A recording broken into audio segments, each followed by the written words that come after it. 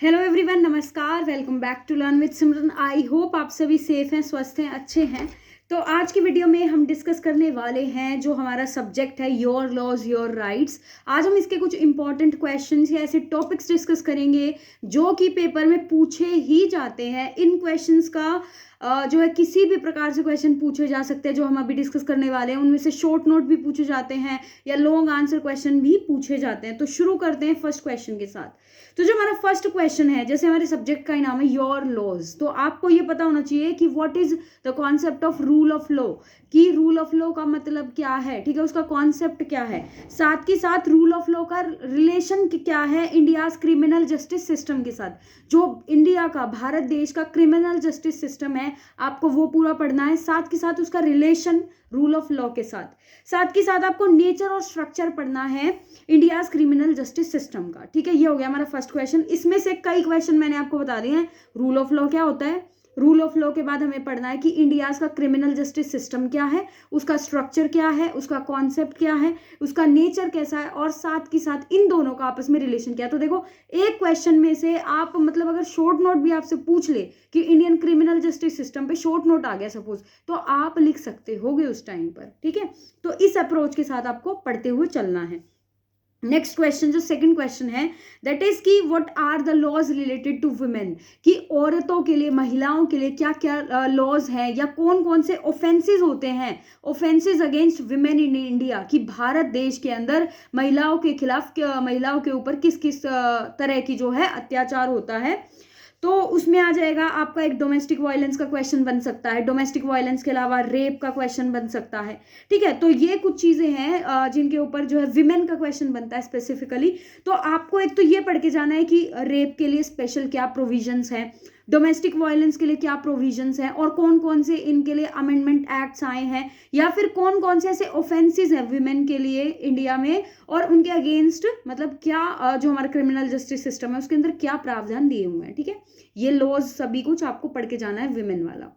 उसके बाद जो नेक्स्ट हमारा टॉपिक है, नेक्स्ट जो क्वेश्चन बनता है जहां से, वो बनता है हमारा SC ST प्रोविजंस को लेकर के, कि जो SC ST जो हमारी कम्युनिटी है उनको लेकर के, उनकी प्रोटेक्शन के लिए, उनके खिलाफ जो एट्रोसिटीज होती हैं उनके लिए कौन कौन से लॉज बनाए गए हैं, यानी कि laws related to abolition of untouchability. ठीक है, अनटचेबिलिटी की अबॉलिशन के लिए कौन कौन से लॉज हैं, साथ के साथ SC ST के लिए कौन कौन से प्रोविजंस है। इसमें जो स्पेशली पूछा जाता है या स्पेशली जो आपको लिखना है, भूलना नहीं है, वो है SC ST provision amendment act 2015। ये वाला एक्ट आपको जरूर पढ़ के जाना और अपने पेपर में जरूर मेंशन करना है। ठीक है, यह हो सकता है कि इसी पे शॉर्ट नोट आ जाए कि 2015 वाला भाई एक्ट एक्सप्लेन करो, तो आपको ये अच्छे से घोट के पी के जाना है। ठीक है, नेक्स्ट क्वेश्चन हमारा आता है कि right of person with disability, कि अब जो डिसेबल लोग हैं, जो विकलांग लोग हैं, उनके लिए क्या स्पेशल राइट्स हैं या क्या स्पेशल प्रोविजंस हमारे कॉन्स्टिट्यूशन में, हमारे क्रिमिनल जस्टिस सिस्टम में, या हमारे रूल ऑफ लॉ क्या कहते हैं डिसेबल लोगों के लिए। ठीक है, तो लॉज रिलेटेड टू डिसेबिलिटी, इसी में 2016 का हमारा एक एक्ट है, right of person with disability act 2016, ये आपको इन डिटेल पढ़ के जाना है। ठीक है, नेक्स्ट क्वेश्चन बनता है हमारा RTI 2005, राइट टू इंफॉर्मेशन 2005, ये आपको पढ़ के जाना है। इसके प्रोविजंस क्या क्या थे और ये क्यों लाया गया, ये आपको पढ़ के जाना है। देखो, मैं जो क्वेश्चंस बता रही हूं, अगर आप ये करके जाते हो तो इसके बाहर कुछ नहीं आएगा। तो आपको इस तरीके से पढ़ना है, मतलब अगर आपको मैंने एक टॉपिक बता दिया कि RTI, तो आपको RTI हर डायमेंशन से, हर एस्पेक्ट से पढ़ के जाना है, ताकि एग्जामिनर कुछ भी क्वेश्चन पूछ ले आपको बेसिक पता हो कि भाई इस क्वेश्चन में ये लिखना है। ठीक है, अगला आता है arrest versus detention and bail. तो देखो, इसमें क्वेश्चन क्या क्या बनता है। पहला क्वेश्चन बनता है कि डिफरेंस बताओ अरेस्ट और डिटेंशन के बीच में। ठीक है, पहला क्वेश्चन बन गया। दूसरा क्वेश्चन बनता है कि आप अरेस्ट हो गए तो बेल कैसे मिलेगी, बेल के क्या प्रोविजंस है, या बेल का लीगल प्रोसेस क्या है। ठीक है, ये क्वेश्चन भी बहुत बार पूछा गया है कि बेल का लीगल प्रोसेस एक्सप्लेन करो। ठीक है, तो आपको तीनों चीज, अरेस्ट, डिटेंशन और बेल, तीनों के बीच में डिफरेंस, तीनों की इंपॉर्टेंस, और अगर अरेस्ट हो जाता है, डिटेंशन है, तो मतलब बेल कैसे मिलेगी, उसका प्रोसेस पूरा पढ़ के जाना है। नेक्स्ट क्वेश्चन जो हमारा बनता है वो बनता है FIR, फर्स्ट इंफॉर्मेशन रिपोर्ट जो होती है, आपको FIR का प्रोसेस पता होना चाहिए। साथ ही साथ FIR के प्रोविजंस क्या क्या हैं, ये पता होना आपको बहुत ज्यादा जरूरी है पेपर के लिए। नेक्स्ट क्वेश्चन हमारा बनता है लॉज कंसर्निंग मिनिमम वेजेस। देखो जो ये मिनिमम वेज वाला जो कॉन्सेप्ट है, इसका क्वेश्चन मोस्टली जो मैंने ऑब्जर्व किया है या जो इसकी इंपॉर्टेंस है उस हिसाब से ये मिनिमम वेजेस एक्ट करके ये शॉर्ट नोट में ज्यादातर पूछा जाता है। लेकिन हो सकता है कि ये मतलब लॉन्ग क्वेश्चन में भी दे दे, तो आपको ये अच्छे से पढ़ के जाना है। क्या? लॉज कंसर्निंग मिनिमम वेजेस या मिनिमम वेजेस एक्ट। ठीक है, अगला जो क्वेश्चन बनता है, अब देखो मिनिमम वेजेस का मैंने कहा, तो मिनिमम वेजेस एक्ट 1948, ठीक है, ये आपको स्पेसिफिकली पढ़ के जाना है। उसके बाद आपको वर्किंग क्लास के क्या लॉज हैं, क्या रूल्स हैं, ठीक है, उनके लिए क्या क्या स्पेशल प्रोविजंस है वो पढ़ के जाने, वो इसी में आ जाएगा मिनिमम वेजेस वाले में ही। नेक्स्ट क्वेश्चन बनता है how does a bill become act, कि एक बिल कैसे पास होता है, क्या उसका प्रोसेस है, कहाँ कहाँ वो पेश किया जाता है, कैसे वो एक्ट बन करके बाहर आता है। नेक्स्ट है ह्यूमन राइट्स क्या होते हैं, ह्यूमन राइट्स की इंपॉर्टेंस बताइए, रोल बताइए, साथ के साथ ह्यूमन राइट्स कमीशन क्या है, आपको उसके ऊपर शॉर्ट नोट भी आ सकता है। ठीक है, next question role of MNREGA.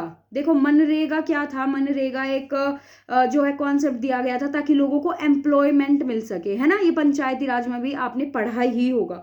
तो मनरेगा का रोल पढ़ना और इसकी कैरेक्टरिस्टिक्स आपको पढ़ के जानी है। ये भी काफी संभावित क्वेश्चन है कि भाई इसके चांसेस है पेपर में आने की। उसके बाद कुछ ऐसे टॉपिक्स हैं जो काफी छोटे हैं, मतलब इन डिटेल तो शायद नहीं ही पूछे जाएंगे वो, लेकिन ये आपको छोड़ के नहीं जाने पेपर में, क्योंकि हो सकता है एग्जामिनर का मूड खराब हो, वो आपके लिए ऐसा मतलब क्वेश्चन सेट कर दे, तो अपने को कोई टॉपिक छोड़ना नहीं है।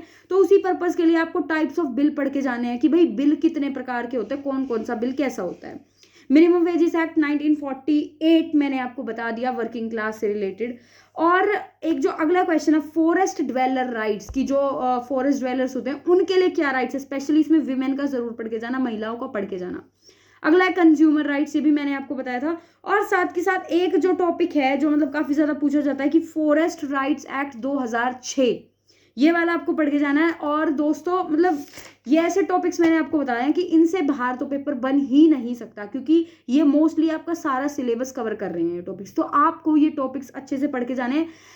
क्वेश्चन किसी भी फॉर्म में आ सकता है, ठीक है, हो सकता है कि टीचर क्वेश्चन को ऐसे मतलब एक सिचुएशन बेस्ड क्वेश्चन दे दे कि एक महिला है, उसके साथ ऐसे ऐसे रेप हुआ है, ये उसके साथ अत्याचार हो रहा है, वायलेंस हो रहा है, तो उस सिचुएशन में गवर्नमेंट के क्या प्रोविजंस है। तो देखो स्टोरी बना दी तो आपको घबराना नहीं है कि भाई ये क्या क्वेश्चन पूछ लिया, क्वेश्चन ये ही रहेंगे। आपको रेप के प्रोविजंस पता होने चाहिए, आपको लॉज पता होने चाहिए, लिखना वही सेम है, बस थोड़ा सा क्वेश्चन के अकॉर्डिंग मोल्ड करके लिखना है। ठीक है, तो आई होप ये क्वेश्चंस आपको हेल्प करेंगे और आप इनको पढ़ना शुरू कर दोगे। तो मिलते हैं दोस्तों अगली वीडियो में, तब तक के लिए take care and all the best for your examination. Start preparing अगर अब तक शुरू नहीं किया है, and all the best. Thank you so much for watching learn with Simran.